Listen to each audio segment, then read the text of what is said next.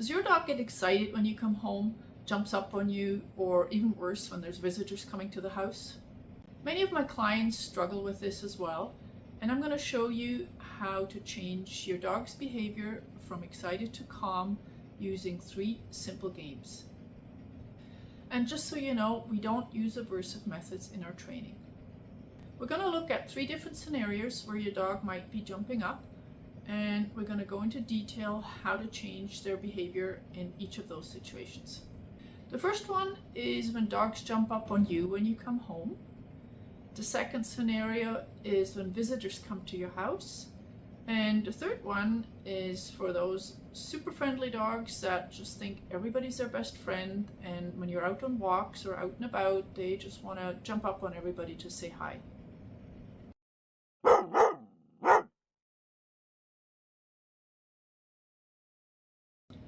I'm Gisela Grieser. I'm a professional dog trainer and behavior consultant, and I'm here to help you transform your dog's behavior struggles. Some common advice from many dog trainers is to stay calm and ignore your dog when you come home. I agree with the first part, because whether you've been gone for 5 minutes or 5 hours, when you come home and you're happy to see your dog and you're happy that they're happy to see you, that does not make it easy for the dog to stay calm, and some dogs will choose jumping up when they're excited. The second part, however, the ignoring your dog, is not going to make it go away. And probably all tried that, and let me know in the comments how that's working for you. So the reason why it doesn't work is dogs probably think, oh, maybe you didn't notice me, and they try harder, they get even more excited. And if we keep ignoring them, that leads to frustration on their part.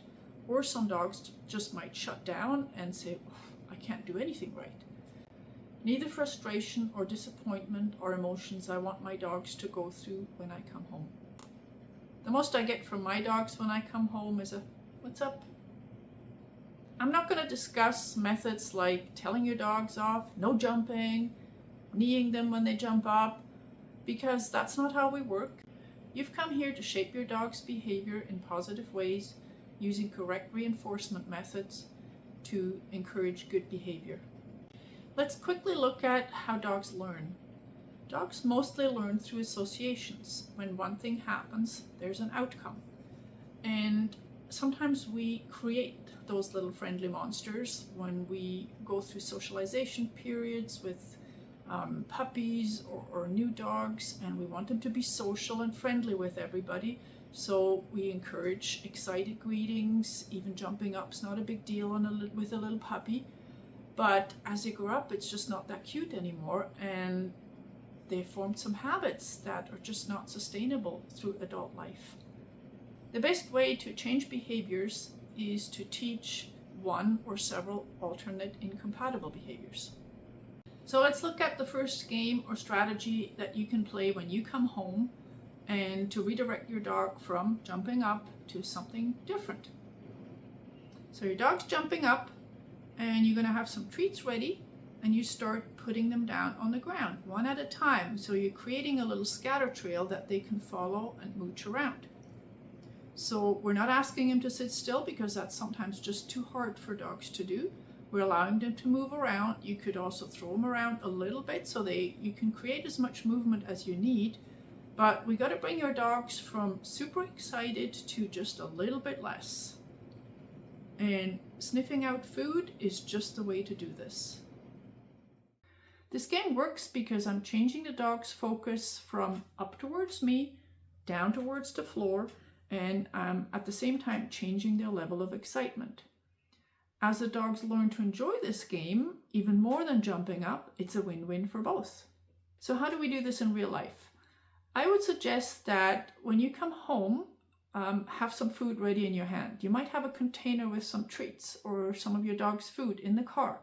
You have it ready in your hand. When you come through the door, you start the game right away. Stay calm, don't talk to your dog, or just very calmly, and then just practice this every time you come home. Even better would be if you practice this before you even have to leave the house. So you might go near the door, open the door, close it, and then start dropping bits of food on the ground. So your dog starts to anticipate anything happening with the door. I'm going to go sniff out bits of food on the ground. You're going to do this as long as it takes for your dog to settle down, and then you can go get your groceries and bring them in later. This also works really well when you have visitors over. You might even have your dog on a leash for that, just to kind of, while they're learning better skills, take away the option for your dog to jump up on visitors.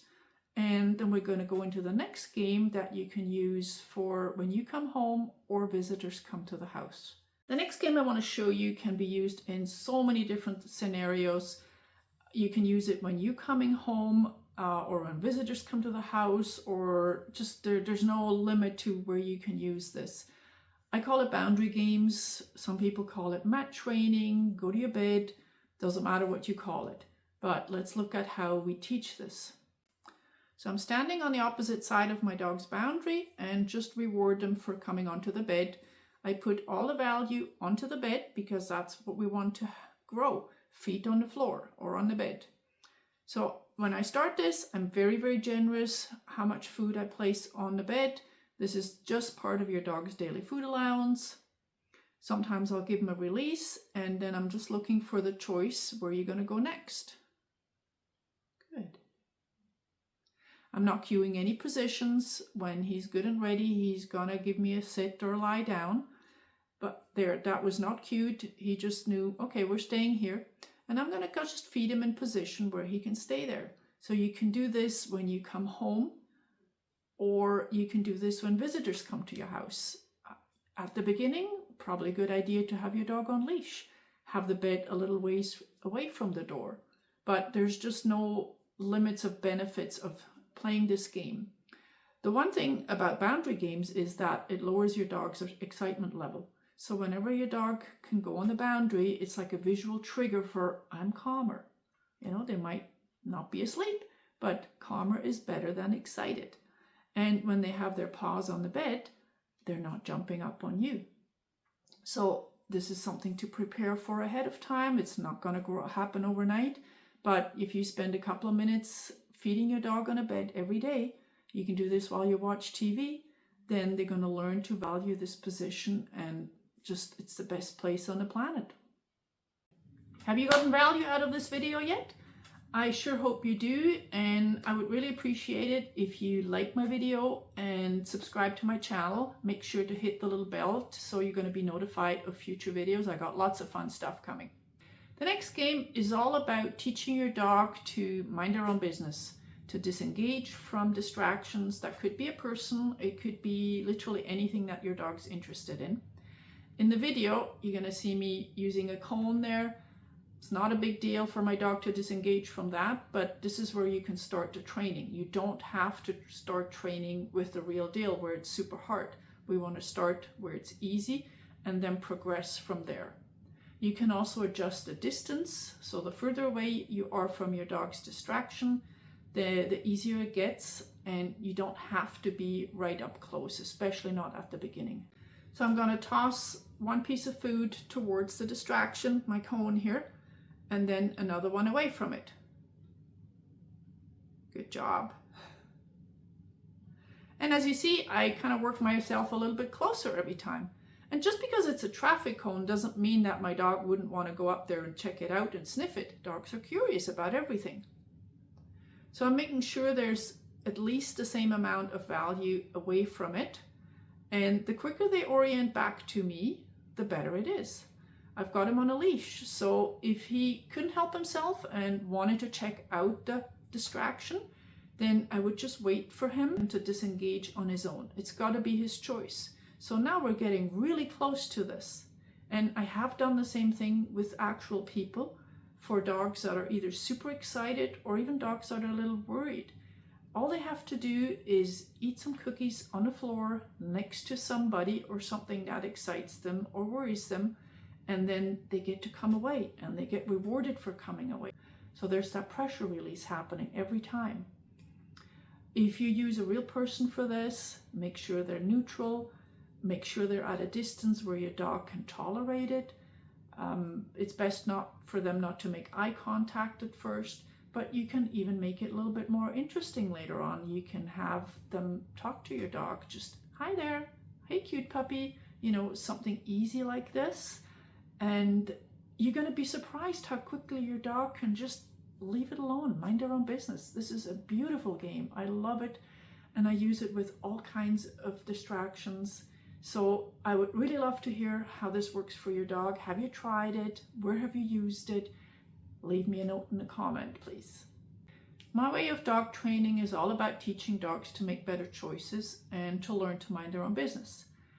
I've just shown you 3 easy games that you can play with your dog. You can start right now indoors to teach them to make better choices and reward good choices. It's not about obedience, telling them what to do, telling them what not to do. It's giving them the tools to make the right choices on their own. And you're going to have a wonderful relationship with your dog where they enjoy hanging out with you, you enjoy hanging out with them. And yeah, people are going to be surprised. Oh, how did you get your dog to behave so well? Thanks for watching.